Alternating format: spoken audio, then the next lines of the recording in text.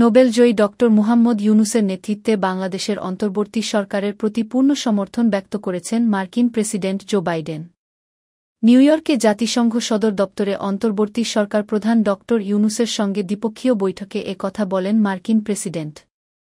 স্থানীয় সময় মঙ্গলবার সকাল 11টায় জাতিসংঘের ৭৯তম সাধারণ অধিবেশনের ফাঁকে তাদের এ বৈঠক অনুষ্ঠিত হয়। জাতিসংঘের স্থায়ী মিশনের কূটনীতিকদের মতে, জাতিসংঘ সাধারণ অধিবেশনের ফাঁকে কোনো রাষ্ট্র বা সরকার প্রধানের সঙ্গে মার্কিন প্রেসিডেন্টের এমন বৈঠক বিরল। আর বাংলাদেশের জন্য এটা ছিল অনেকটা স্বপ্নের মতো। সেটা সম্ভব হয়েছে কেবল নোবেলজয়ী অর্থনীতিবিদ ড. মুহাম্মদ ইউনূসের জন্য। পুরো বিশ্ব সেই বিরল ঘটনাই প্রত্যক্ষ করল। বৈঠকে ক্ষমতাচ্যুত হাসিনা সরকারের আমলে সব ধরনের নিপীড়নের বিরুদ্ধে শিক্ষার্থীদের সাহসী ভূমিকা ও বাংলাদেশ পুনর্গঠনে তাদের গুরুত্বপূর্ণ অবদানের কথা প্রেসিডেন্ট বাইডেনকে জানান ড. ইউনূস। এ সময় ড. ইউনূস জোর দিয়ে বলেন, দেশ পুনর্গঠনে তার সরকারকে অবশ্যই সফল হতে হবে। তখন প্রেসিডেন্ট বাইডেন যে কোনো সাহায্যে বাংলাদেশ সরকারের পাশে থাকার আশ্বাস দেন।